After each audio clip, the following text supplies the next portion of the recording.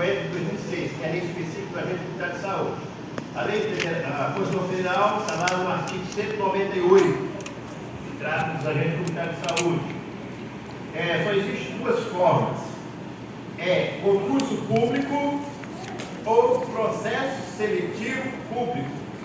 Só existem essas duas formas. Independente das formas de contratação, elas têm que ser por tempo indeterminado.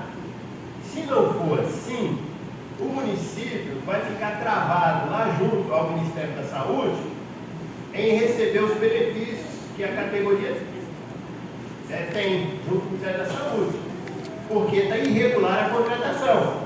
Aí depois fala, mas a gente está tirando do cofre do município a pagar. Tá, porque não fez a contratação e a regulamentação que o Ministério da Saúde exige. Então, a forma de contratação só existe duas: concurso público, aí você fica estatutário, ou processo seletivo público. Independente de ser estatutário ou processo seletivo público, a garantia dos 2 salários mínimos é assegurada, a insalubridade é assegurada, e aí tem os outros direitos também.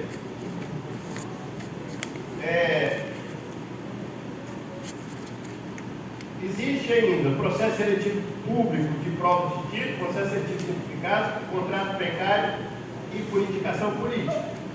O que vai estar regulamentado junto ao Ministério da Saúde é o concurso público e o processo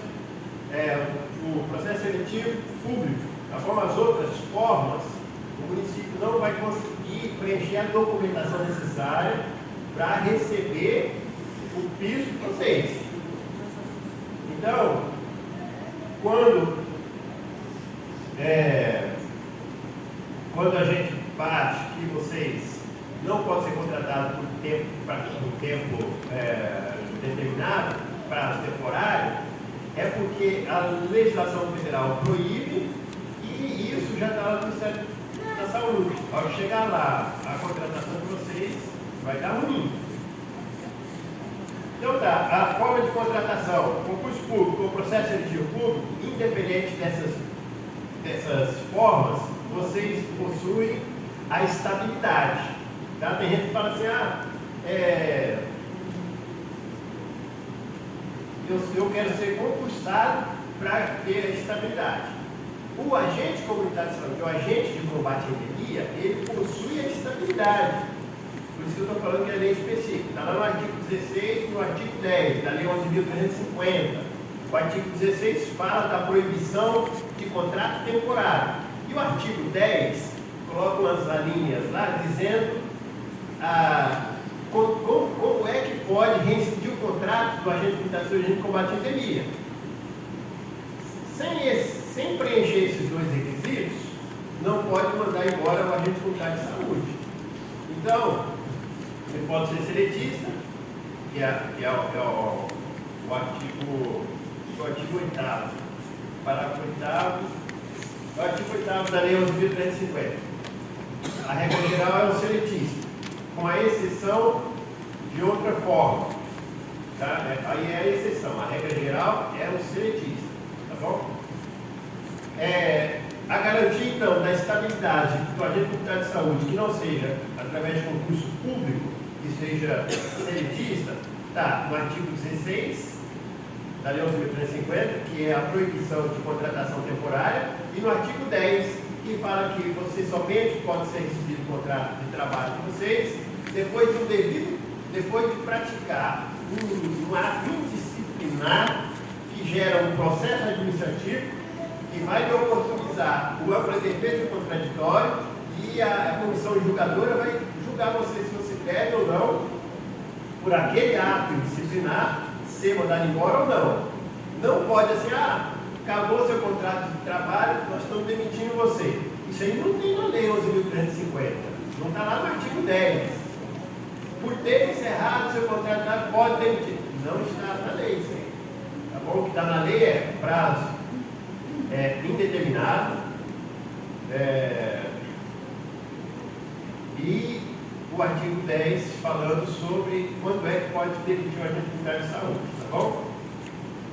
Então, o artigo 5º da lei, o artigo 5º, parágrafo 5º do artigo 198 da Constituição Federal, coloquei para vocês. A lei federal disporá sobre regime jurídico, o piso salarial profissional,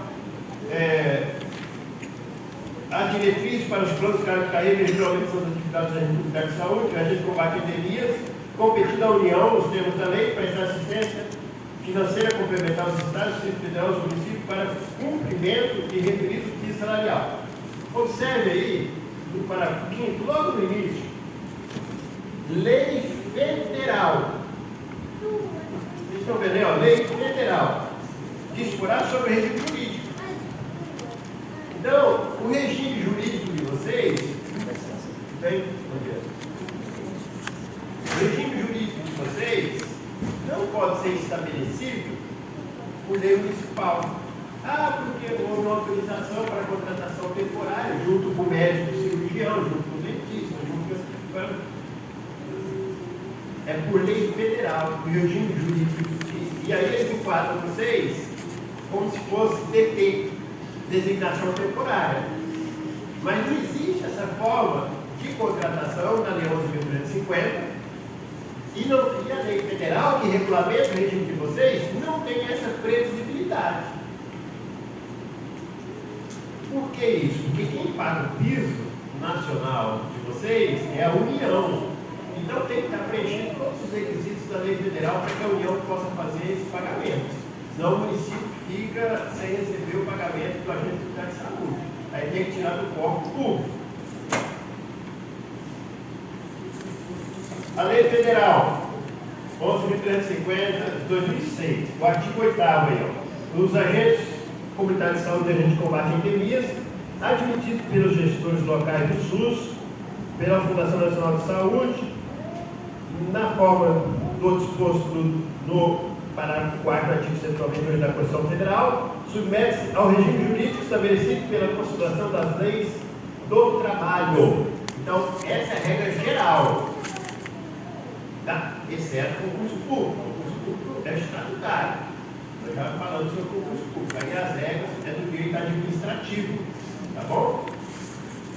Aí não é as regras da CLT, é as regras do direito administrativo. Salvo se, no caso dos estados, do Distrito Federal, dos municípios, lei local dispuser de forma diversa. Como é que é essa lei municipal tem que ser? Ela tem que ser assim: o contrato tem que ser por tempo indeterminado, porque o artigo 16 veda a contratação temporária. A demissão de vocês não pode ser aquela rescisão generalizada, venceu o contrato de trabalho, não pode. Então a lei municipal, ela vai dizer assim, olha, tem uma lei autorizativa, a contratação de agentes comunitários de saúde vai ser regido, vai ser disciplinado o regime jurídico deles pelo direito administrativo. Mas tem que ser uma lei específica. Se ela vier junto com aquela lei que regulamenta a contratação, a designação temporária, junto com o dentista, o mecânico, o motorista, ela passa a ser inconstitucional de acordo com o artigo, ilegal de acordo com o artigo 8º, tá bom? Porque ela tem que ter uma lei específica. E aí, eu estou falando isso porque a jurisprudência do TST e dos tribunais, ela também reconhece dessa forma, tá bom? Se não tiver uma lei específica para isso, ela é pela CLT. Então, já vou adiantar uma pincelada no processo de vocês, que vocês estão ansiosos, é exatamente esse delay, esse tempo que nós estamos aguardando a defesa do município, né, apresentar ou não uma lei específica que trata especificamente de vocês, para a gente fazer o segundo ataque. Fizemos o primeiro ataque, agora tem o segundo ataque. A gente espera uma resposta estratégica, né? Quem joga xadrez aqui sabe como é que funciona. Então a gente faz um ataque, espera a resposta, e de acordo com a resposta, a gente faz um outro ataque. Tá bom? Infelizmente é um jogo, e aí a gente tem que jogar e tem que ter um pouquinho de paciência.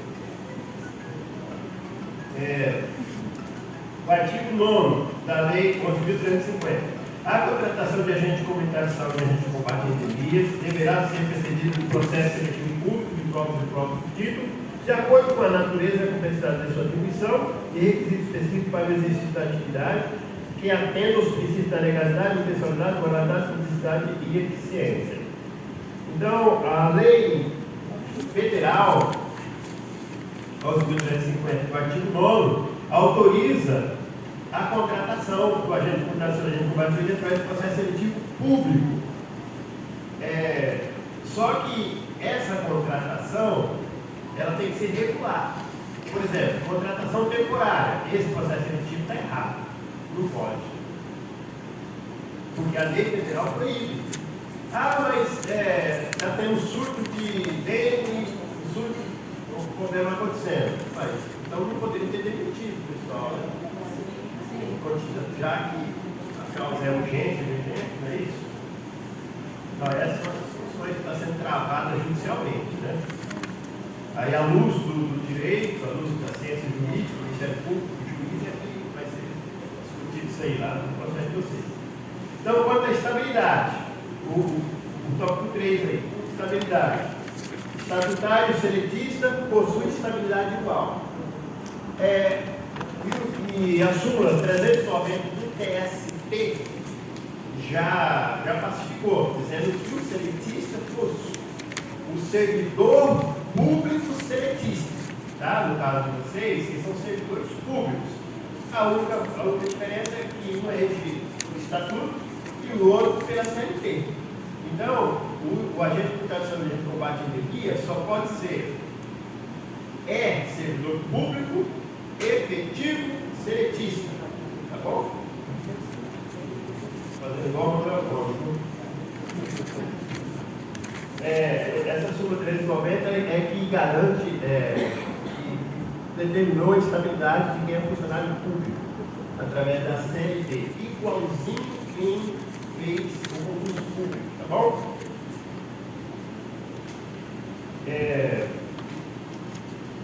Qual que é a diferença do estatutário para o seletista? Aí eu vou. Quem é estatutário aqui? Tá. Vou falar para vocês aqui a diferença básica para quem é estatutário e seletista. A diferença, gente, é quando o palco da briga. Aonde vai ser travado o palco da briga? Para quem é estatutário, vai ser travado aqui no fórum municipal, aqui no fórum da Justiça Estadual do município de vocês. Porque as regras processuais é do direito administrativo. Então, a vara da Fazenda Pública Municipal é quem vai conhecer e julgar o processo de vocês, tá bom?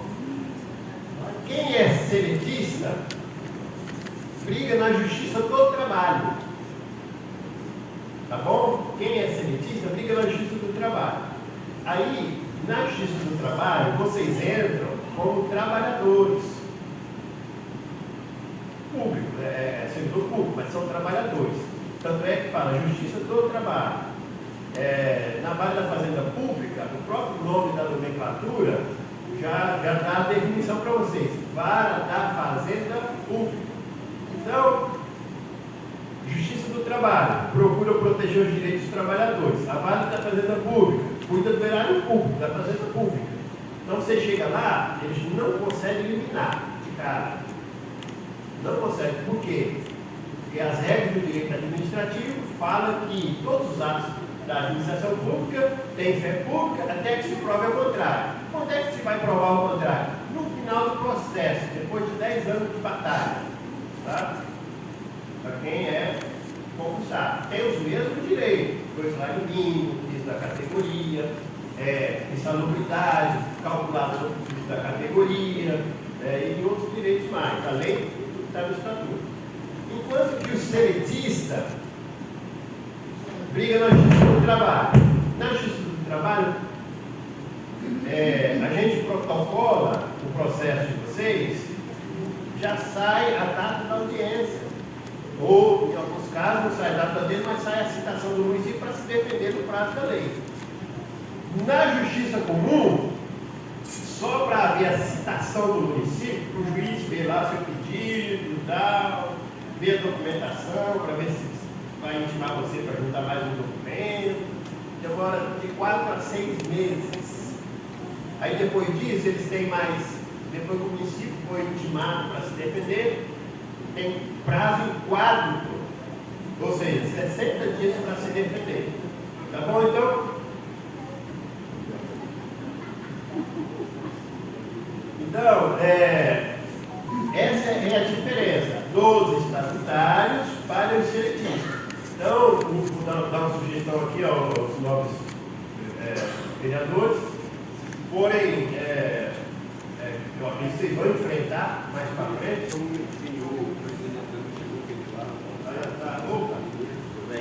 Paulo César, Paulo Sérgio, nós falamos por telefone, né? Falei que vocês parecem. Paulo Sérgio, eu já agradeci aqui o pessoal, para agradecer aos vereadores, tá? Para a sua excelência, por ter oportunidade aqui a Câmara Municipal, para que a categoria de grande importância do município pudesse se reunir e estar aí tratando dos direitos dela, tá bom? A Câmara está sempre à disposição. Tá bom, obrigado. Então, a diferença então entre o estatutário e o seletista é isso aí, tá bom? Então, queria deixar aqui a sugestão para Vossas Excelências, se for pautar algum projeto de lei a respeito da categoria, né, eu queria primeiro pedir para que, se os senhores acharem conveniente, vou convidar a categoria aqui para discutir o que é melhor. E aí eu já deixo de antemão, se for regulamentar o projeto de lei nesse sentido, estabelecer o regime jurídico de seletista, tá bom? Porque fica muito mais fácil. Vou dar só um exemplo de um outro município. Uma agente comunitária de saúde, ela sofreu síndrome do pânico no exercício da função e aí, graças a Deus, vai seletista. Então, eu entrei imediatamente, aí ela tinha que ser readaptada, o médico do município pediu para ela ser readaptada e, enfim, aí alguém não quis readaptar ela. Aí com isso ela ficou de atestado, tomando remédio e tal, e ela querendo trabalhar, e aquela confusão toda. Aí eu entrei com o processo da Justiça do Trabalho. Então, com toda a documentação, o juiz já deu liminar de cara.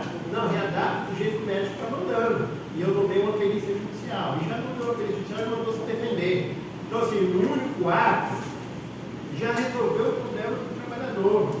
Se fosse na justiça comum, não teria liminar, porque o ato da administração pública, presume-se verdadeiro e tal, até que se prova o contrário, não teria liminar. Assim, eu desconheço, né, liminar para servidor público. Desconheço, sim, na prática. Já vi na literatura, né? Mas na prática. E aí fica muito mais fácil na Justiça do Trabalho. Aí ela já foi adaptada, já está garantindo seus direitos. Dentro de 2 anos já recebeu todo o retroativo que ela tinha direito, já recebeu, já botou no bolso e ficou garantido os outros para frente, né? Que é a insalubridade calculada sobre o piso da categoria, seguro acidente, seguro doença do trabalho e assim por diante. Tá bom? Então, a minha sugestão, se Vossa Excelência tiver a oportunidade para frente de enfrentar essa matéria, que eu acredito que vão enfrentar, não sei quando. Eu acredito que o município vai, com essa movimentação, o próprio município vai absorver informações para se regularizar, se regulamentar perante o Ministério do Trabalho, do Ministério da Saúde, para não perder receita. Então, na verdade, o município vai acabar se regularizando para não perder receita. E com isso, a categoria também vai pacificar essa problemática. Assim tem sido feito em todos os municípios que a gente tem passado, tá bom? Então, estabilidade, todos têm, tá? Seletista quanto estatutário. E o estatutário briga na justiça comum, enquanto que o seletista briga na justiça do trabalho. Tá bom? Lá é bem mais tranquilo. Acho que o trabalho de vocês, a competência territorial é Cachoeiro Itapemirim. Tá bom? Piso da categoria. O piso da categoria de vocês veio estabelecido desde 2014. 2014 então estabeleceu lá o piso, depois teve uma alteração a partir de 2019, foi para 1.550, não é isso?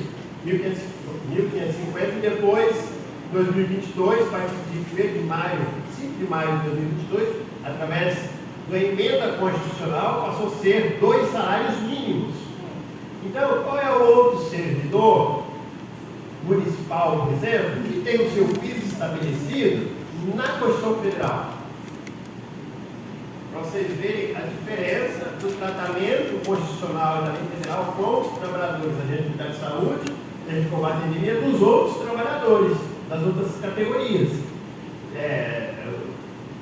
Não diminuindo nenhuma outra categoria, todos são importantes, todos os trabalhadores têm os seus direitos, só que a categoria do agente de combate à epidemia conseguiu se mobilizar, convencer o Congresso Nacional e implantar na Constituição Federal. Então nós temos segurança jurídica na Constituição Federal.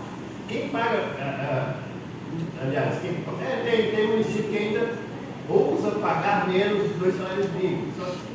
Certamente já está sendo corrigido judicialmente. Acho que Iconha é um município desse, Rio Novo, né? Mas estão brigando judicial e assim que eles recebem a citação, eles já mandam o projeto de lei para a Câmara, já autorizam o pagamento e tal, já regulariza, tá bom? Então, o piso da categoria é o 4 aí, né?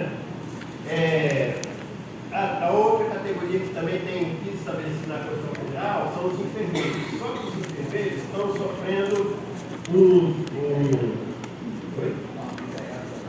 estão sofrendo porque tem agente comunitário de saúde, agente de combate à epidemia do setor privado. Vocês conhecem? Não. O agente comunitário de combate à epidemia trabalha para quem? Para o SUS, regido pelo município. Então, assim, vocês não são profissionais privados, que é o problema dos enfermeiros. Quem vai pagar os pisos salarial daquelas grandes corporações que têm influência no STJ, no STF, os grandes hospitais? Quem vai pagar o piso do setor privado? É o empresário, que tem aquelas grandes corporações no Brasil, as OS, não é isso? Tem enfermeiro que setor público, mas vou dizer aí que mais de 70% são da iniciativa privada, mais de 70%. Isso no Brasil todo, tá bom? Por isso que eles não conseguiram implementar ainda. Enquanto vocês estão implementados, tá tranquilo e pacífico, tá bom?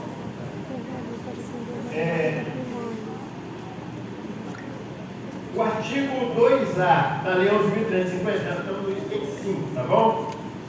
Profissional da saúde, artigo 2A da Lei 11.350 de 2006. Isso aí veio agora, recente, tá bom? Foi também implementado na Lei 11.350 de 2006, lei federal, que reconhece vocês como profissionais da saúde. O que isso implica?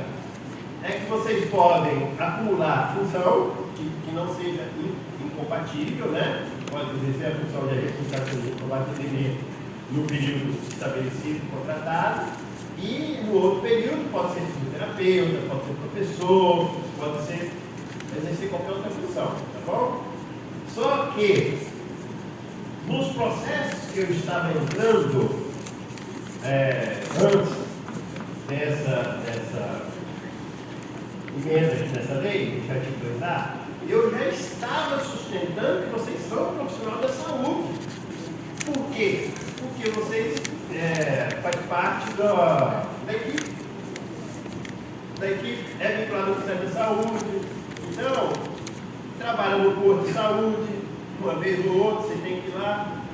Não é isso? frequentar ambientes hospitalar, atendimento domiciliar, alguns levam receita, outros remédios e assim por diante. Então eu já sustentava que vocês eram profissionais da saúde e por isso merecedor de 40% de insalubridade. É isso que eu sustento. Que foi negado. Que foi negado em 2019. A gente fez Mas negado administrativamente, né? Inicialmente também teve uma questão judicial que alguns grupos de agentes de defesa entraram com a causa particular. Na justiça comum ou na justiça do trabalho? Ali. Foi do trabalho. Na época foi do trabalho. Ah, tá. Então tá.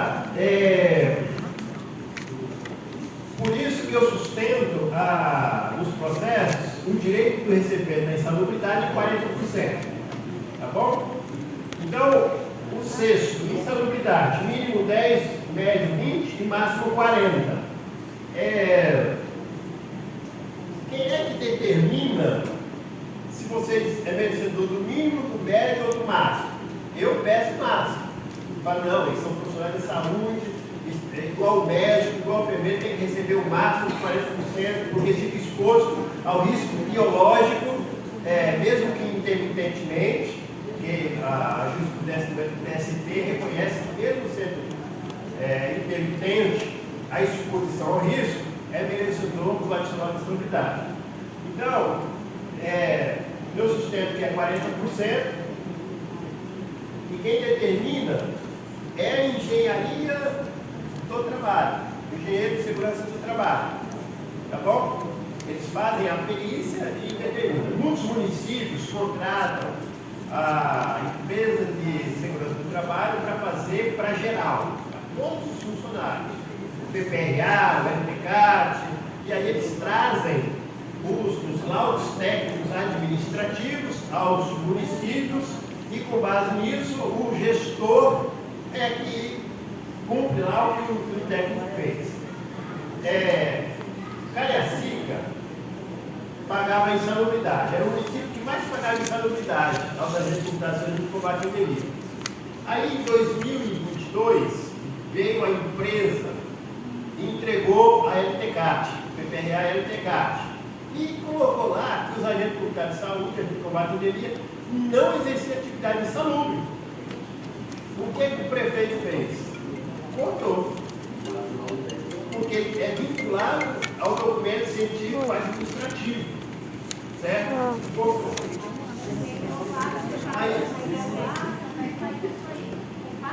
Não entendi. Mas o que aconteceu? Aí o próprio gestor lá me chamou e falou, pelo amor de Deus, entra no processo aí para eu voltar a pagar. Porque está sendo uma pressão, que lá são quase 500 funcionários, a CS e a CS. São quase 500. Então, assim, é uma pressão. Aí o próprio gestor falou assim, entra nesse processo rápido, porque não tinha o que fazer. Como é que ele é? Não sei. Aqui você está onde? Exatamente. Quer pagar, mas quer uma solução que obriga ele a pagar. Porque para ele discutir aquele parecer técnico ali, aí é a Deixa eu justiça. falar, eu estou dentro da reunião aqui agora. E aí, depois que acabar foi ele que contratou. direitinho. O Adesão que contratou da administração. Uhum. Como é que vai ser isso? Como é que é essa briga? Tá, Né? tá Então, vendo? fui chamado para entrar no processo para eles, Uhum. para que a justiça condene pagar Vai funcionar. a insalubridade, para que eles tenham ordem judicial de fazer o pagamento. Porque ele não precisa de muita burocracia, basta chegar a ordem judicial e aí de acordo com a ordem judicial, paga e pronto. Ele não tem que dar muita explicação. Depois ele vai prestar lá conta no Tribunal de Contas do Estado, falando aqui, ó, paguei insalubridade aqui, tantos mil, por decisão judicial, autos, número tal, do juiz tal. Entendeu? Então, assim, tem muitos municípios que fazem isso. Quando eu vou brigar judicialmente, aí eu falo que o laudo não presta ao objeto jurídico, porque não foi submetido a ampla defesa e contraditório. E o trabalhador não teve a oportunidade de fazer a ampla defesa e contraditório. Então, o que aquele LTCAT, aquela PPA que foi feita pela empresa, já é anulado e o juiz já nomeia o perito. O perito judicial da confiança dele. Engraçado que o laudo vem da empresa, mesmo depois de estar na Constituição Federal e na lei federal, dizendo que as atividades da administração de combate são insalubres. E tem que ser paga a insalubridade com base no vencimento ou no piso da categoria. A lei federal que manda. São tão cruéis que nem um mínimo pagam. Exatamente. Aí eu falo assim, no processo com ele, eu falo assim, vem cá, o laudo pericial vale mais do que a lei? Se a lei está mandando pagar, como é que o laudo não paga? Quem manda é o povo, através de seus representantes, a lei foi sancionada, etc. e tal. Tá bom? E aí, certamente, esses laudos são anulados e o juiz nomeia o perito e manda pagar de acordo com o perito da confiança dele como no laudo. Base de cálculo da insalubridade. No item 7 aí, gente. A base de cálculo, a maioria dos municípios paga a insalubridade sobre o mínimo, salário mínimo. A maioria dos municípios. E o certo é pagar sobre o piso da categoria, nos termos da súmula vinculante do STF número 4. E também pela própria lei federal 11.350, fala que tem que ser pago com base no piso da categoria. Para vocês verem o tratamento específico de vocês, como é diferente de todas as outras categorias. Então, sempre que for colocar vocês junto com as outras categorias para tratar do assunto de vocês, vai dar errado. Tem que fazer um tratamento separado, específico, tá bom? Senhor advogado, senhor Juarez, né? Em questão do cálculo, tanto da solubilidade quanto dos benefícios, tem que ser feito em cima do base ou do mínimo? Nosso piso em cima do base do nosso piso salarial ou em cima do mínimo? Então, esse é o item 7 aí, ó. O cálculo tem que ser feito em cima do piso da categoria, tá bom? E já simulado pelo STF. Então, a súmula vinculante, ela vincula todos os atos públicos de todos os poderes da administração pública de todo o Brasil. Então, assim, não é assim, eu quero cumprir, não quero cumprir, eu respeito, não é isso. Tem que cumprir, é a súmula vinculante que está dizendo, tá bom?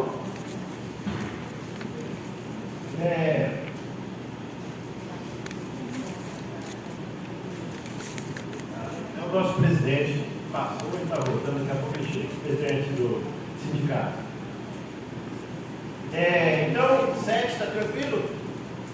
A base de cálculo aí da insalubridade, tá bom? O piso está tudo certo, né? Está na Constituição Federal, na Lei Federal, 2 salários mínimos, tá bom? Pode pagar mais?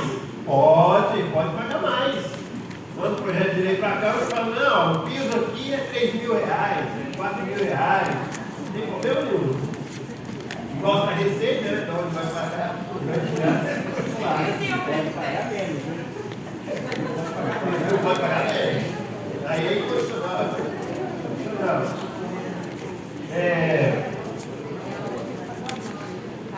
Gente, aposentadoria especial. Todos os profissionais, todos os trabalhadores que exercem atividade insalubre, perigoso, penoso, recebem os respectivos adicionais, insalubridade, penosidade e periculosidade, ok?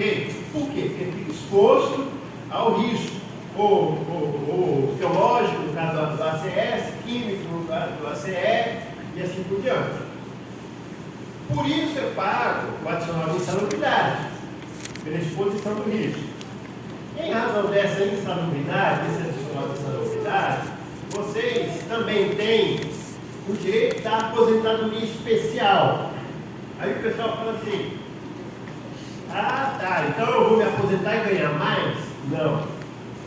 Aposentadoria especial se diz ao tempo para se aposentar e não ao valor. O valor, gente, vocês vão receber é de acordo com a contribuição que você fez junto ao INSS. Se você contribuiu com 2, vai receber com 2. Salário mínimo. Se você contribuiu com 3, vai receber com 3. E assim por diante, tá bom? O valor quando bateu no cofre do INSS lá, ele faz a somatória do que você contribuiu e vai pagar aposentadoria, auxílio-doença, pensão, de acordo com o que recebeu durante o tempo de contribuição. Quanto ao tempo, o tempo, a CONASC, que é a confederação, que essa aqui, a Confederação Nacional das Agricultações de Combate à Epidemia, vai fazer um movimento maior agora para regulamentar na Constituição Federal, na INOPEC e na lei federal o tempo de aposentadoria de vocês. Agora já estou no terceiro estágio já. Inclusive essas contratações precárias também, já vai regulamentar. Bora pra lá, gente? Então, pessoal, Vocês pagam hoje,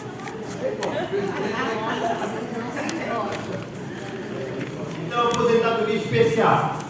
Veja bem, antes mesmo de estabelecido na Constituição Federal para vocês, na Constituição Federal e na Lei Federal, a aposentadoria especial, antes mesmo de estar segurado lá, eu já pedia judicialmente a aposentadoria especial de vocês. Como é que eu pedia? Falava assim para o juiz, olha, eles exercem atividade insalubre. Está aqui, ó, eles recebem 20%, 40%. Só que o município não fornece o PPP, que é o perfil psicográfico previdenciário. É um documento que o INSS precisa para jogar no sistema, para o sistema dizer o cálculo da redução. Sem esse PPP, o INSS não sabe que você desenvolveu atividade insalubre, não sabe que você tem direito à aposentadoria especial. Então, a aposentadoria especial está na lei da Previdência, acho que é 8.112, se não estiver enganado, está na lei da Previdência para todo e qualquer profissional que desenvolve atividade penoso, insalubre ou perigoso. Tá? Então, aí eu já falava, mesmo nos planos que estão já definidos na lei, mas eu colocava vocês junto aos trabalhadores comuns geral, tá bom? Então tá, para a aposentadoria especial, quanto tempo, doutor, eu vou me aposentar então? Já que eu trabalhei 20 anos de agente comunitário de saúde, eu vou me aposentar quando? Se você não tiver o PPP, não tem como fazer esse cálculo. Quem faz o cálculo é o INSS. Você vai jogar no sistema do INSS, o INSS vai fazer o cálculo. Se você discordar, aí é judicial, briga judicial, tá bom? Então, esse PPP é o perfil psicográfico previdenciário. Para quem eu já estou entrando com o processo judicial para ver todas essas questões, eu já estou pedindo judicialmente para que o juiz condene o município a fornecer o PPP do tempo, do vínculo que vocês tiveram com o município. E como é que é esse PPP? A Lei 8.112, que é a lei do INSS, ela autoriza o empregador, qualquer empregador, fornecer o PPP apenas com a rescisão do contrato final. Ou seja, o trabalhador trabalhou 5 anos lá na empresa de material de construção, foi demitido, trabalho de saúde, perigoso ou penoso. Posto de gasolina, melhor. Aí trabalhou 5 anos, o trabalhador sai, ele entrega o PPP para o trabalhador, a verba no INSS, no seu meu INSS, e aí o INSS vai ter a oportunidade de fazer os cálculos de redução com aquele tempo de trabalho exposto à gasolina e tal. No caso de vocês, o que eu falo para o juiz? Eu falo, olha só, o contrato dos agentes de comunicação de combate à epidemia é por tempo indeterminado, ou seja, só ao final, quando ele adquirir o direito da aposentadoria, por tempo de serviço e contribuição, é que vai ser encerrado o contrato de trabalho. É aí que o município vai fornecer, por disposição da lei previdenciária. Só que eu preciso de uma ordem judicial para que o município forneça todo mês de janeiro. Por quê? Porque tem agente comunitário de saúde de 5 anos, tem agente comunitário de saúde de 3 anos, tem agente comunitário de saúde de 8, de 10, de 15. E se for esperar o final do contrato de trabalho, não vai servir de nada o PPP de vocês não vão ter redução nenhuma. Tá? Por quê? Porque o INSS não sabe quais são as condições que vai constar no PPP para fazer a redução, o cálculo de redução de vocês. Sim, todos os processos que eu estou entrando para vocês, eu estou pedindo esse PPP, tá bom? Tem um município que se adianta e coloca o PPP de qualquer jeito lá na contestação, nesse TP. Não, aqui está o PPP, está aqui, não sei o que. E aí não faz de forma certa, e aí volta tudinho, tem que fazer conforme manda a lei previdenciária, senão eles não conseguem calcular o tempo. Então, o 10, forma de demissão, nós já falamos aí, forma de demissão, artigo 10, tá? Está na terceira folha aí, gente, terceira folha, forma de demissão, artigo 10. A administração pública somente poderá rescindir unilateralmente o contrato do agente de comunicação de combate à epidemia de acordo com o regime jurídico do trabalhador adotado, na ocorrência de uma das seguintes hipóteses. Ou seja, veja bem, independente do regime, somente nessas hipóteses aqui, 1, 2, 3, 4, e para a pública é que pode demitir o agente. Prática de falta grave, acumulação ilegal de cargos, insuficiência de desempenho, e assim por diante, tá bom? É uma dessas condições. Então, pode reincidir porque encerrou o contrato de trabalho de vocês por prazo determinado? Não está na lei federal. Como é que a justiça vai interpretar isso? Tá bom? Em alguns municípios, os juízes estão interpretando como dispensa arbitrária. Dispensa arbitrária. E nisso, condenou o município de Alegre fazer a readmissão. Tá bom? Fazer a reintegração. Ao terceiro, necessidade de redução de quadro de pessoal por excesso de despesa nos termos da Lei 9.801 de 99. Se o município justificar que o número de indivíduos atendidos pelos agentes comunitários de saúde e o agente de combate à epidemia, o número da população reduziu e aquele caso ficou excessivo, aí ele pode, justifica. É motivada, a decisão é motivada. Eu invoco o artigo 10 da Lei 8.350, parágrafo 3º, porque a população era de 15 mil, reduziu para 8, deixou de ganhar royalties, não sei o quê. Dá uma justificativa lá, plausível, aí pode reduzir. Mas isso é um ato público, é um procedimento legal, não pode ser feito assim, no afogativo, de qualquer maneira. Tem que notificar o sindicato, porque é demissão em massa. Se não notificar o sindicato, tem problema. Tá bom? Artigo 10. Artigo 10 não, artigo 10, né? O 11.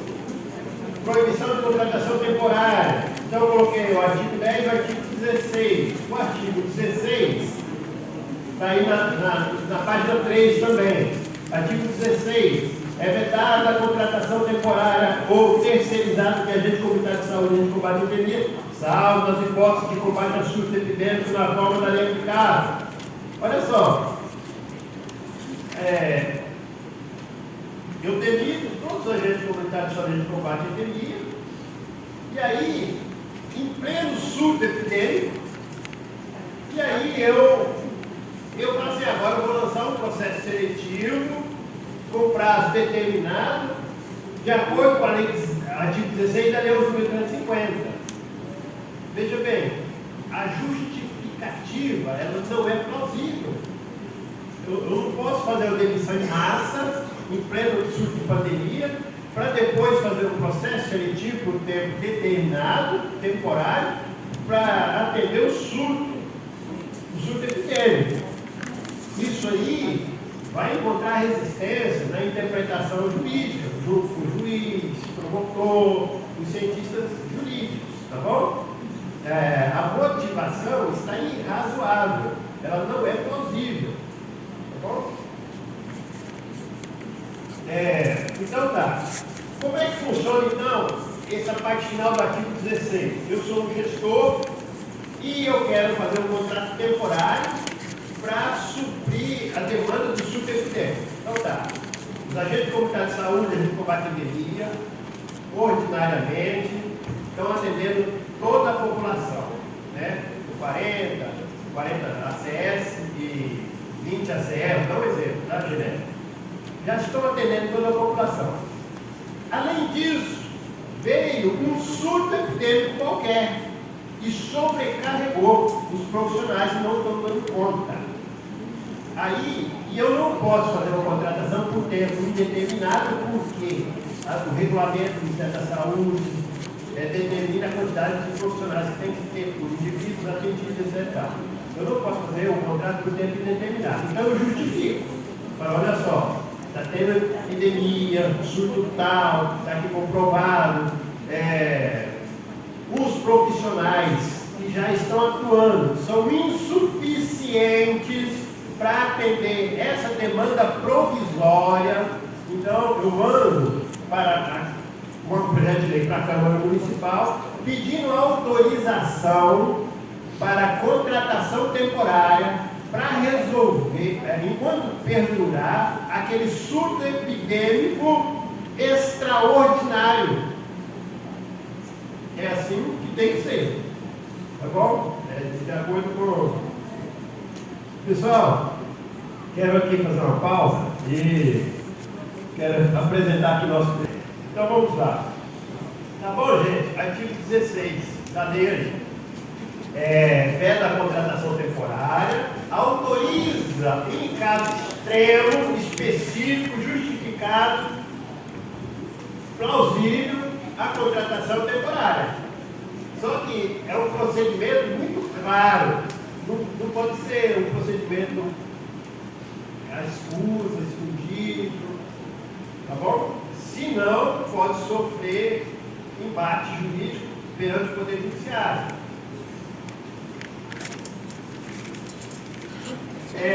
O item 12. Item 12 fala do incentivo financeiro anual. Que negócio é esse? Parece leite de onça, né? Existe, mas ninguém viu. Existe, ninguém viu. Por falar nisso, o Cachoeiro Itapemirim, em 2023, vai receber um montante. Quero aqui apresentar nosso diretor financeiro do SIDAX. Ele é agente de combate à endemia também no exercício da função. E o Adriano também é agente de combate à endemia. Tudo da Serra, tá? Agente de combate à endemia também. E o companheiro ali. O motorista. O motorista. Obrigado. Tá? Então vamos lá. Incentivo financeiro anual. Saiu aí, não sei se vocês tiveram acesso, sobre a portaria que saiu do Ministério da Saúde, dizendo quais são os municípios do Espírito Santo que estão cadastrados perante o Ministério da Saúde e receberam em 2023, já com a projeção em 2024 também, um valor montante lá. E Itapemirim é um município que está cadastrado. E está cadastrado e recebeu o incentivo financeiro anual.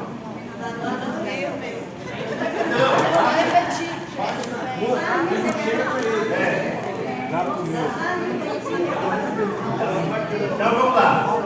Incentivo financeiro anual. Gente, o que é um incentivo financeiro anual? O incentivo financeiro anual é uma rúbrica específica do Ministério da Saúde aos municípios. Para quê?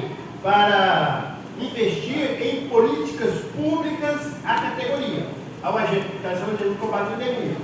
Esse dinheiro pode comprar gasolina? Não. Pode comprar pneu? Não.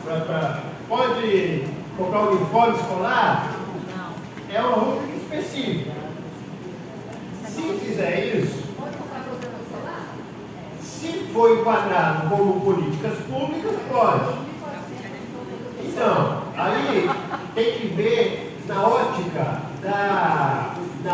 do Tribunal de Contas do Estado se aquele produto é considerado políticas públicas, conforme a lei determina, a portaria, ou não. Então, se não for comprovado, vai ter problema lá no Tribunal de Contas depois. Vai ter que justificar isso aí. E eu já estou adiantando, estou ajudando o gestor já. Quando eu entro no processo, vou continuar falando do que é esse saúde, depois a gente entra nessa parte. Então, é um valor destinado, correspondente a um piso da categoria, que é 2 salários mínimos, por cada agente comunitário de saúde, é destinado aos postos municipais, para fazer um investimento em políticas públicas aos agentes da sua de combate à endemia, tá bom? A lei, a portaria, não fala assim, olha, nós estamos mandando um incentivo financeiro aí para o município e você, gestor, coloca no bolso do trabalhador. Não é isso que a portaria fala, tá bom? Tem um agente comunitário de saúde que para o parar, ela ingressou com o processo judicial trabalhista e pedindo o recebimento desse incentivo financeiro anual. Ganhou do primeiro grau, ganhou do segundo grau, ganhou do terceiro grau, o município recorreu ao STF. Aí, a ministra Rosa Weber, no final do ano passado agora, ela manteve a decisão da Justiça Trabalhista. Falou assim, olha o seguinte, esse dinheiro é para o trabalhador mesmo. E a retenção desse dinheiro é uma retenção ilícita. Apropriação indébita. Então, assim, tem que pagar mesmo. Veja bem, isso aí foi uma decisão de um agente comunitário de saúde do Brasil. Então, que eu saiba, hoje, apenas um agente comunitário de saúde está recebendo por força de sentença judicial. Tem um município que paga voluntariamente. Eu acho que é Iuna,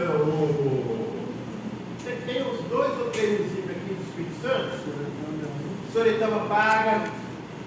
Se eu não me engano, se algumas coisas colocaram no Guarapari, pagava os anos atrás. Não sei se está pagando ainda.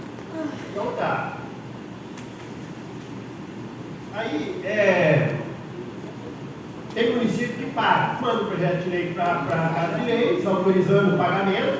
A gente pede autorização para fazer o repasse desse incentivo financeiro diretamente ao trabalhador. Esse dia nós tivemos em Bom Jesus de Itapapuana, no Rio de Janeiro, aqui no norte do estado, e lá o prefeito sancionou a lei pagando o incentivo financeiro aos agentes de combate à endemia. Embora lá não está pagando certa nem salubridade, mas pelo menos já resolveu o problema. O problema a gente conquista daqui a pouco. O Supremo decidiu isso aí, não vira jurisprudência? Não. Muito importante a pergunta aqui do nosso presidente. Não é jurisprudência, tá bom? Não é súmula vinculante, tá bom? É apenas uma decisão, é um precedente. É muito importante para nós? É muito importante para a categoria, mas eu não posso usar como jurisprudência. Eu falo assim, tem um precedente, a ministra Rosa Weber e tal, e coloca lá a decisão dela, tá bom? Se fosse uma súmula vinculante, igual a súmula 04, que determinou o cálculo da insalubridade sobre da categoria, aí vinculava toda a administração pública, de todos os poderes. Se fosse uma jurisprudência, através de um colegiado, seja lá de 4, 5 ministros, 6, ou até a corte toda, 11 ministros, aí viraria uma jurisprudência, tá bom? Como não foi pelo colegiado, foi uma decisão monocrática, ela já meteu a caneta lá e já resolveu o problema, resolveu o problema da mulher, esperou a reunião lá dos 11 e tocou o barco para frente, tá bom? E transferiu julgado, tá? Já transferiu julgado. Então, esse incentivo financeiro anual, quando eu entro com o processo para vocês, eu peço esse incentivo financeiro anual. Mas Eu já pedi antes da decisão da Rosa Weber. Mas como é que eu estava pedindo? Eu não estava pedindo um pagamento de incentivo financeiro, porque a portaria não determina o pagamento. O que eu faço? Judicial. Eu falo, juiz, olha só. O município recebe um incentivo financeiro anual, do salário mínimo, pelo trabalhador, pelo João, agente de combate à bebida. Só que o município não fez as políticas públicas durante esses últimos 5 anos. Não implementou as políticas públicas ao João. Então o João quer uma indenização. O João precisa de uma indenização correspondente ao mesmo valor do incentivo financeiro não recebido pelo município, porque ele ficou no prejuízo, ele não teve as políticas públicas implementadas em seu favor. Então a gente pede uma indenização correspondente. Por que eu peço uma indenização correspondente? Porque ele está na lei. O Código Civil fala que quem sofreu dano patrimonial, moral, então tem que ser indenizado pela mesma proporção. Então eu peço judicialmente para que o juiz condene o município a comprovar nos autos que foi implementado as políticas públicas. Se for implementado, ele junta no processo para a gente conferir. Aí, ele não junta, porque ele comprou gasolina, dinheiro, comprou uniforme, comprou remédio, e aí é um desvio. E aí ele não vai, o procurador do município, não vai se condenar, confessando que desviou uma rubrica que era específica para determinada situação. Então, o que vem acontecendo nos processos que já estão adiantados é isso. A contestação, a defesa, ela não traz a comprovação. Então, como eu já previa, né, eu peço a indenização correspondente. Por essa forma que está falando aí, o município contestar dessa maneira, vão dar uma questão para vocês mesmo. Exatamente. E a aplicação teve Exatamente. Então, assim, o que eu peço judicialmente é isso. Eu faço assim, juiz, olha só, não foi implantadas políticas públicas nos últimos 5 anos, então quando o município pagar a indenização correspondente ao mesmo valor que vai suprir aí os danos patrimoniais, tá bom? E aí alguns juízes de primeiro grau já deram canetada já, os recursos estão subindo para o tribunal, para ver se mantém ou não. Mas eu estou muito confiante porque o que a gente está pedindo é o legal, né? Não está pedindo nada mais, nada menos do que está na lei, o que é legal, tá bom? Então o incentivo financeiro anual, gente, é isso aí, tá bom? É o valor que o município recebe que tem que ser implementado políticas públicas para vocês. Nada impede do município regulamentar, mandar um projeto de lei para a Câmara e falar assim, olha, todo incentivo financeiro anual que vier do Ministério da Saúde, pedir autorização para os legisladores para poder fazer o pagamento direto a cada trabalhador, tá? Correspondente daquele incentivo, tá bom? Está igual aquele dia, né? Que nós fizemos? Igual, né?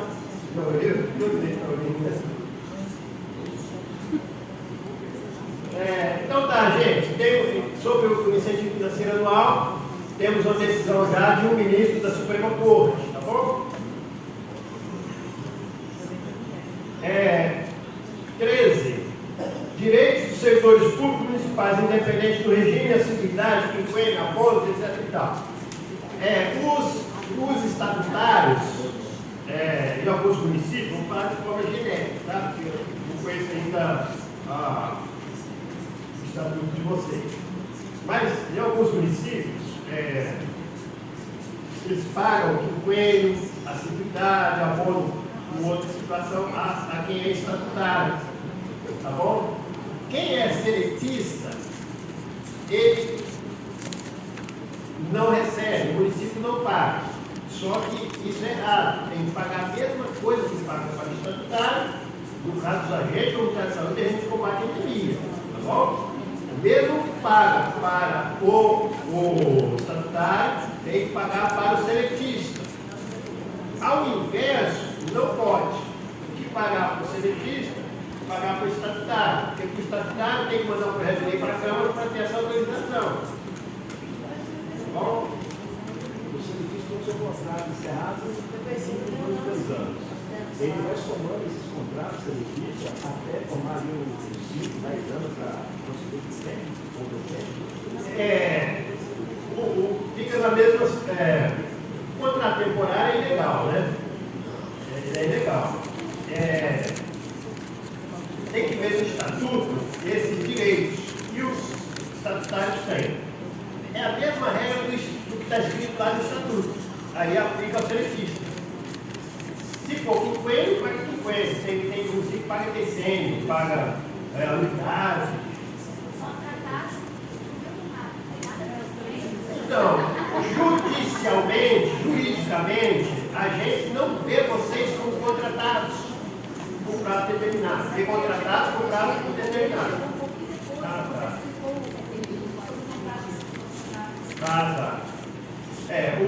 A gente não enxerga os contratados com prazo determinado assim, porque a lei proíbe, né?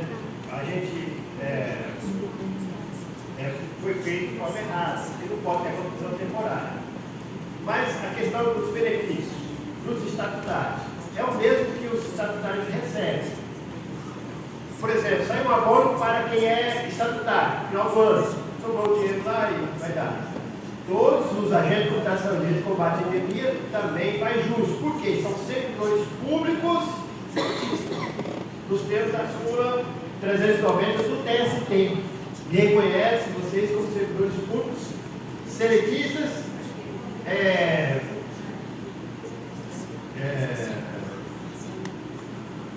efetivos. No caso aí, caindo por terra um prazo temporário, né? Ou seja, estáveis, né, com estabilidade. Juarez, eu não entendi, eu quero complementar aqui esse tempo de 8 para trás, né, que vem de 2 em 2 anos, se arrastando, fica no prejuízo o trabalhador, no caso, não tem direito a ter esse convênio, se juntar um contrato 2 anos, outro contrato 2 anos, né, ele fica no prejuízo o trabalhador? Não fica no prejuízo. A gente só dispensa o contrato temporário, mas conta desde o início. Porque, veja bem, eu não vejo contrato temporário pela lei, porque eu olho de acordo com a lei, né? Eu desprezo a contratação temporária, juridicamente, entendeu? Se não for recebido, então pode estar, né? Para mim, desde que vocês tiveram a relação contratual no primeiro dia para cá, continua a mesma coisa. Doutor Juarez, nós agentes comunitários e endemias de Marataízes, nós temos um caso que nós estamos passando por um processo seletivo sem sequer ter assinado o contrato anterior, a qual nós passamos no ano passado. Nós não tivemos acesso e não assinamos. Portanto, até então, nós não sabemos o prazo, apenas o que diz no edital. Mas eles não disponibilizaram para nós esse contrato para poder ser assinado. Tá, daqui a pouco vou entrar nos casos específicos de Itapemirim e Marataízes. Marataízes é um pouquinho pior ainda. Consegui ficar pior do que aqui.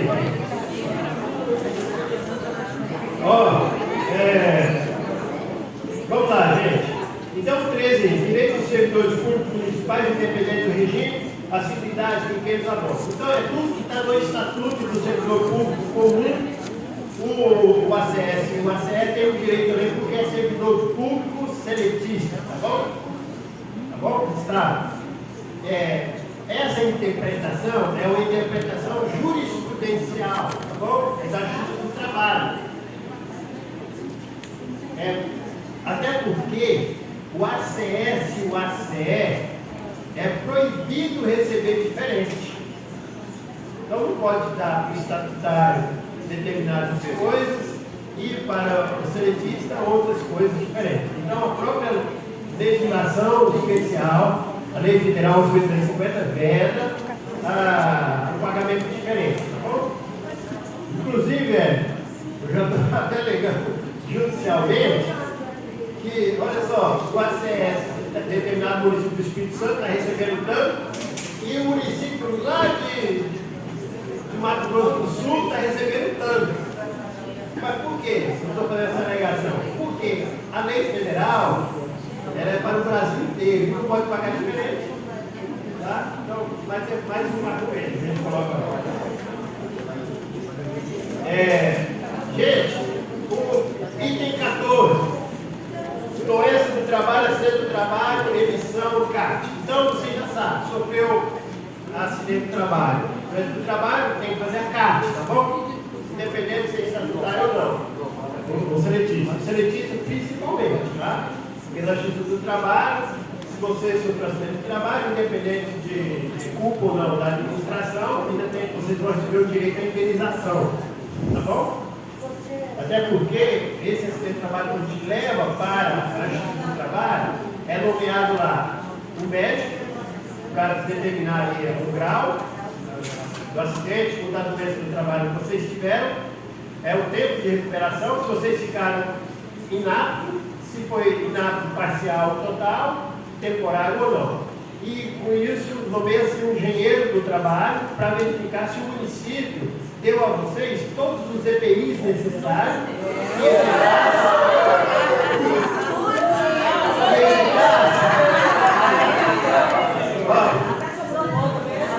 se deu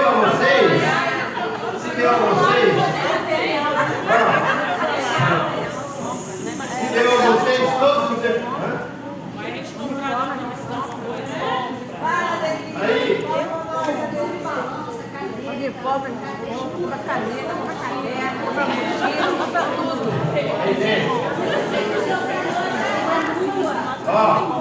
Aí quando a gente leva para o Poder Judiciário, a gente nomeia um perito, engenheiro do trabalho, e lá a gente faz as perguntas, né? Para que o perito responda, vem cá, deu todos os EPIs? Ah, deu mais ou menos aqui. Tá, e deu curso para os trabalhadores usarem os EPIs? Tem um município aí que deu bicicleta, outro deu moto para os agricultores de saúde poder fazer esse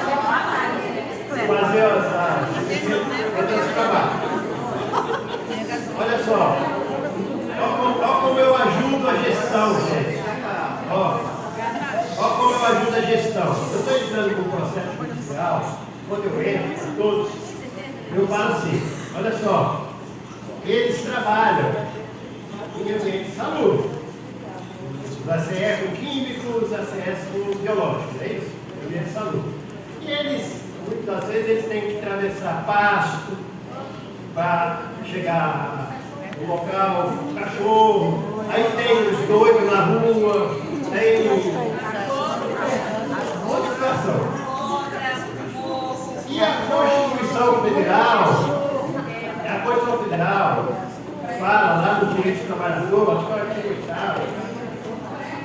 artigo 8º, 7º, fala que todo trabalhador tem o direito de receber o seguro, tem o direito do seguro, tá bom? Então, quando eu entro no processo judicial, eu entro com base na Constituição Federal, falando assim para o juiz, olha, condene o município a contratar um seguro acidente de trabalho ou doença do trabalho e entregar a apólice ao trabalhador.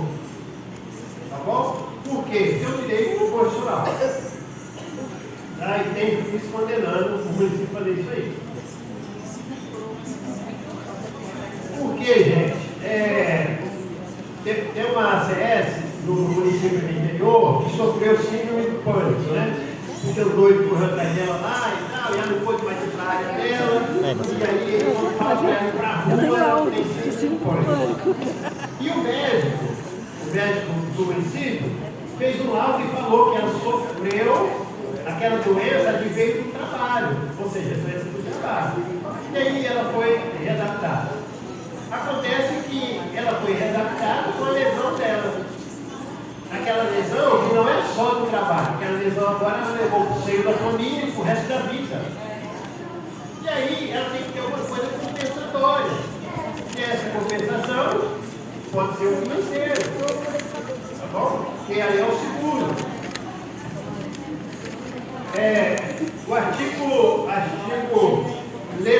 O item 16, artigo 9H. Compete ao ente federativo o qual o agente de saúde ou agente de combate à epidemia estiver vinculado, fornecer ou custear a locomoção necessária para o exercício das atividades, conforme o regulamento do ente federativo. Olha só, tem agente comunitário de saúde que coloca gasolina no carro, a gente combate a endemia também, coloca gasolina, coloca na moto, reforma a bicicleta,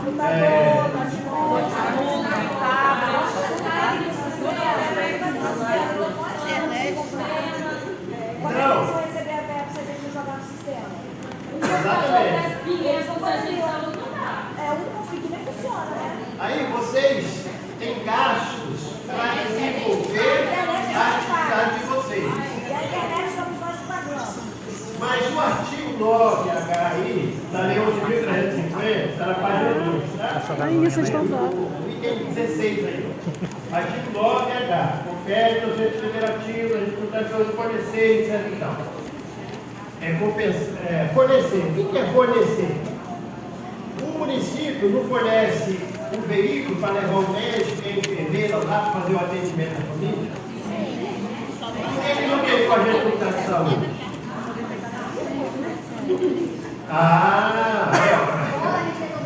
A senha está aqui, ó. Meu carro vai ter médico, eles não vão fazer visita. É isso aí. Então, gente. Exatamente. Aí, o artigo 9H assegura vocês de ter a garantia que o município forneça a locomoção para vocês fazerem a atividade de vocês. Né? Agora, na prática, vamos na prática e judicialmente, como é que se resolve isso enquanto não foi implementado essas coisas? Na prática é assim que funciona. O agente comunitário de saúde de combate à epidemia, gastar para desenvolver as suas atividades, tem que juntar a nota fiscal do seu CPF, junta a nota fiscal, e aí tem que ingressar com o processo judicial para ser ressarcido, porque administrativamente não tem essa previsão legal e eles não vão pagar.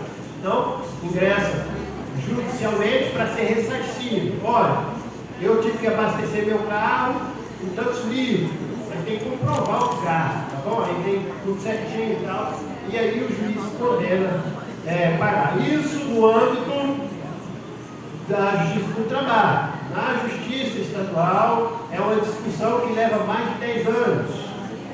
Tá bom? Os estatutários, tá bom?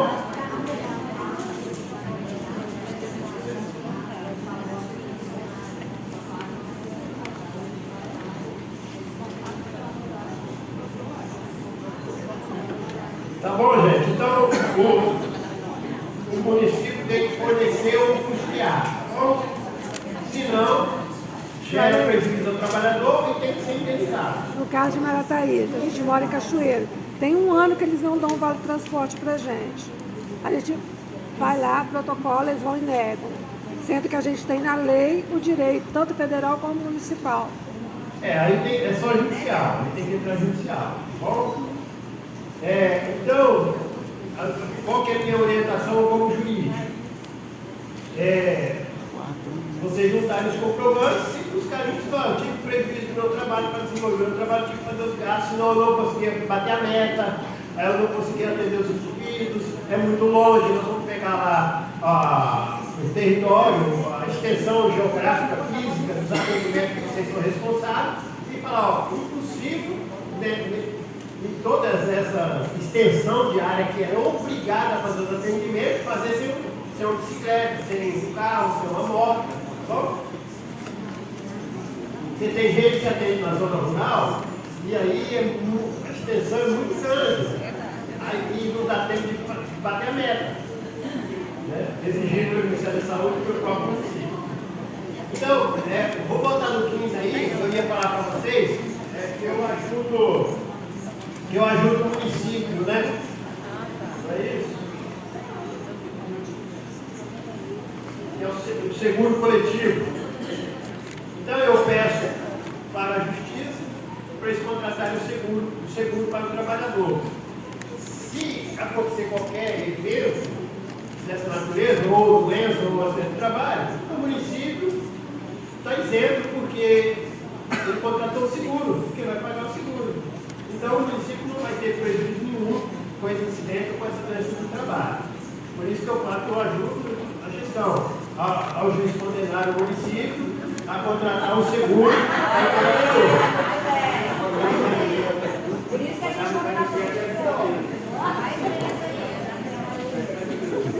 Gente, 17, imposto de renda. Olha só, vocês como vão ganhar bastante mensalmente, então o imposto de renda também altera, tá? A alíquota do imposto de renda eu coloquei na folha 3, no rodapé da folha 3. Então essa alíquota é para todo mundo que tem renda, tá bom? Definido aí pela Receita Federal e fica esse enquadramento aí. Eu trouxe para vocês essa observação, eu não vou entrar no mérito do cálculo aí, tá? Que é o contador. Mas eu trouxe essa observação para vocês, porque tem um município, presidente, tem um município que o servidor recebe R$ 3.100. Então, na alíquota, seria 7,5% de retenção de imposto na fonte. E lá eles estavam descontando do servidor, recebendo R$ 3.100, fazendo desconto de 22,5% no contra-cheque. Aí, obviamente, entrei com processo na justiça, porque a servidora foi reclamar e eles correram com ela de lá. Aí, eu orientei que não vai lá, é um engano, pede para eles corrigirem, porque eles vão corrigir. É absurdo, né? Está claro. Fala lá com quem é da finança lá, que vai corrigir. Até porque é o sistema que faz, né? O RH de cadastro também vai ser onerado de 2, 7 ou 7,5. Então pode ser um erro humano, pode ser corrigido. Exatamente. Sim, mas aí ela me retornou, todos eles lá, mesmo problema. Aí eles me retornaram e falaram assim, ó, correr com a gente lá, falou que nós estamos procurando superior, não sei o que, tá. Aí tá bom, aí eu tenho processo de justiça, pronto juizório, ali quando foi de renda, é tanto. E olha o contra-cheque deles, estão descontando tanto. Só que, aí eu falei assim, pede para o município juntar o repasse que ele fez para a Receita Federal, para a gente conferir se ele passou os 22,5 ou se foi os 7,5. E adivinha vocês?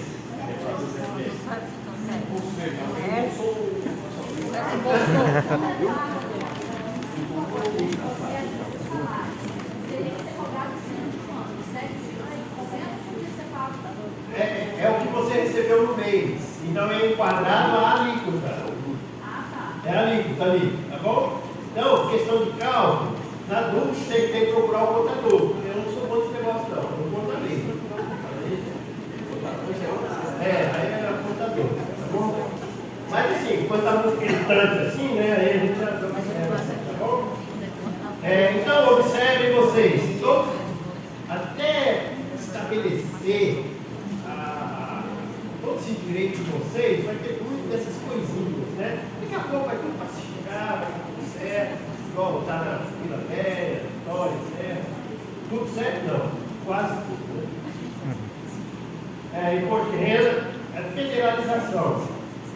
Então, o meu sonho, assim, como eu trabalho muito com a tecnologia, qual que é o meu sonho para vocês? É a federalização. Vocês continuar sendo geridos pelo município, mas sendo funcionário público federal. Né? Porque você já recebe o piso, tá bom? Desonera aí o município, né? Todas essas coisinhas, né? Ajuda o município, ajuda o município de novo, ó. Tá vendo? Vamos então, vocês viram os servidores públicos federais, vocês fiquem isento dessas influências, né, políticas aí, de pessoas que têm má intenção. É bom ficar sob influência política, com boa intenção. Federalização. Então, o sonho meu para vocês, tá? Eu tive com a Hilda Angélica, que é a presidente da FONAS. Você sempre é, né? É uma baiana? Ela é cearense. Ela está assim, de óculos, ela é cearense. É agente de unidade de saúde cearense. Ele é presidente da CONASP. dando uma palestra para os 27 presidentes dos sindicatos, dos 27 estados do Brasil, lá em Itaboraí, Rio de Janeiro. Eles me convidaram lá, e aí eu lá. E aí eu estive com a Ilda lá. Então, lá nós traçamos então, as pautas dessa próxima briga legislativa lá, terceira etapa. Então, tem a questão da desprecarização, essa forma de contratação toda equivocada. Essas contratações precárias aí, gente, eu costumo dizer assim, a pessoa pega o corpo de um jacaré, coloca o rabo de elefante, uma cabeça de hipopótamo. Então, vira assim, um absurdo jurídico que depois dá essa confusão toda, e realmente deve ser problemático. Qual? Então, organização social política. Eu quero, finalizando aqui a organização social política. Quero parabenizar todos vocês por essa reunião, né?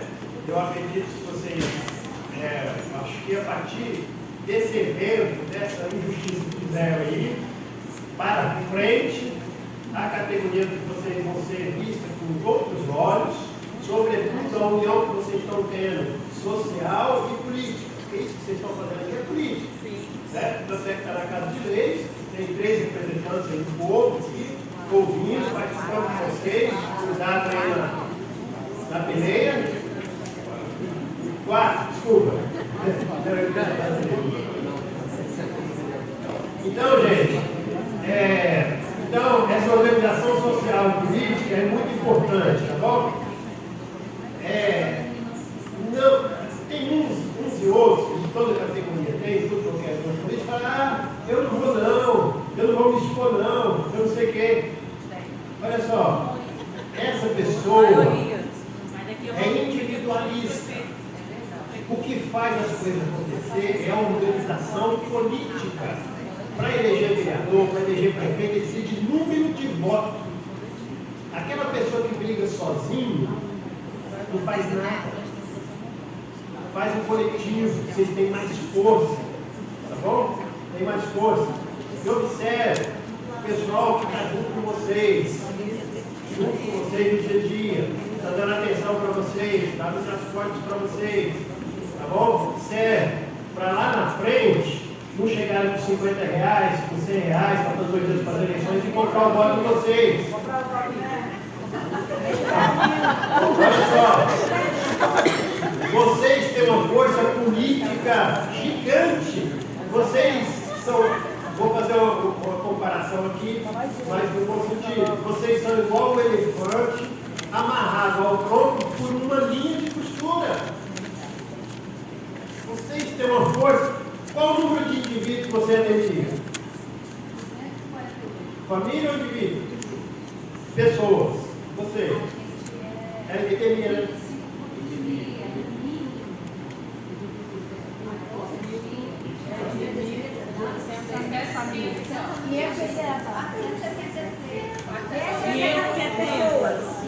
Olha só. Vamos pegar uma média aí de 500. Vamos pegar uma média de 500 pessoas que você tem no cadastro. Se você fala bom dia, tomou café, ouve a mulher falar mal do marido, o marido fala mal da mulher. Fala dos políticos, né não? Isso é o que eles mais falam.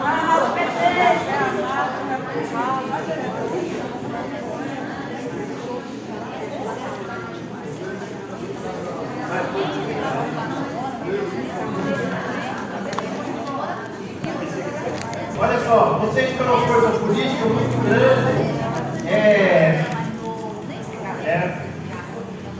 Vocês têm 500 indivíduos. Vamos botar aqui, desses 500 indivíduos, 70% são maiores que o título de eleitor. Não é isso?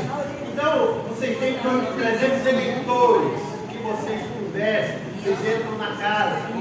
Tá bom? Atenção, já pode se candidatar em 2024 a vereador para nos representar, hein? Mulher que não Então, é a consciência política. vocês foram parar na Constituição Federal, está garantido na Constituição Federal. Por quê? Mobilização. Tá bom? Não é aquele servidor que está vendo, eu vou esperar o processo seletivo passar para depois eu colocar o meu nominho ali para participar dessa movimentação. Tá bom? Esse cidadão, infelizmente, ele vai se aproveitar dos benefícios que vocês vão colher. Pegar carona. Gente, para vocês terem ideia, eu não tenho competidor na minha área. Se eu não quisesse, eu não precisaria ir para a mobilização segunda-feira. Não precisaria. Mas eu estou aqui, vou para a mobilização segunda-feira, vou chegar cedo, mais cedo possível.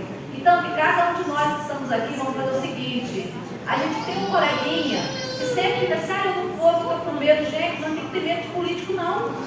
Político nenhum. Sabe por quê? Porque a gente trabalha. Quem não trabalha tem que ficar trancado dentro de casa mesmo. Agora, quem trabalha tem que colocar a cara na reta mesmo e chamar os nossos companheiros, os nossos colegas. E a luta. E é segunda-feira do nosso dia. A gente vai marcar história em Itapemirim.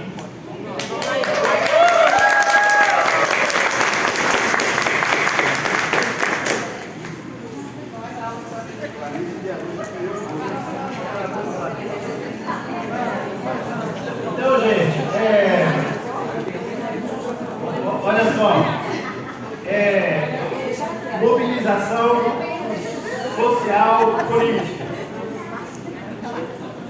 Exatamente, tudo passivo, tudo dentro da lei, dentro do direito, ninguém vai ameaçar ninguém, quebrar nada disso, tá bom? É o que nós estamos fazendo aqui hoje, estamos conversando sobre o direito de vocês, tá bom? E ainda sendo apreciado ainda os representantes do legislativo, graças a Deus, né?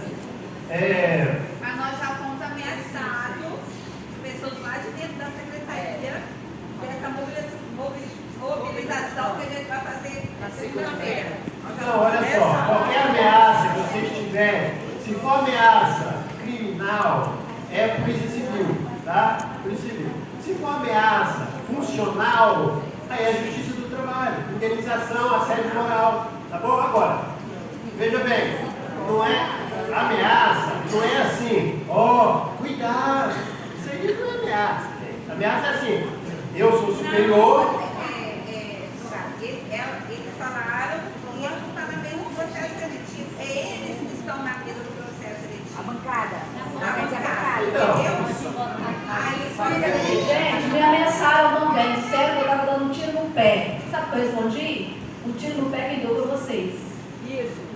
Ninguém me deu tiro no pé. Ninguém vai me parar, ninguém vai nos parar. Responda. Só que quando você responder essas pessoas, você tem que ter autoridade na palavra. Entendeu? Eu sei da lei, eu sei a lei que me garante e você não sabe nada. Quem sabe somos foi nós. isso que eu falei, mas a lei está do nosso lado. Sim, entendeu?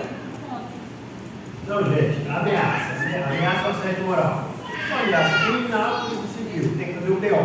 Se for assédio moral, é aquelas ameaças de mandar embora, de prejudicar, processo seletivo, não sei o quê, aí é justiça do trabalho, indenização, tá bom? Assédio moral tem indenização. Pega o nome das pessoas, testemunha, se não filmou, não gravou, tem que ter testemunha, que vai testemunhar sobre o fato, tá bom?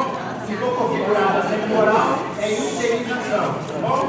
E aí, a indenização, logicamente, é contra a pessoa jurídica do município, mas dependendo do caso, a gente coloca a pessoa física também, porque o servidor não está lá para ficar ameaçando ninguém, não, tá bom? Mas em raras situações, a gente coloca o servidor para responder junto. E aí, se pagar a indenizaçãozinha também, vai aprender a respeitar. Uma pergunta que eu acho que deve ser a pergunta de muitos. Esse processo seletivo está correndo, mas nós entramos com um processo para que todos retornassem. E aí... Vou entrar já no que tá bom? Tá bom. Eu quero agradecer aqui o pessoal de Marataízes, pessoal de Marataízes aqui,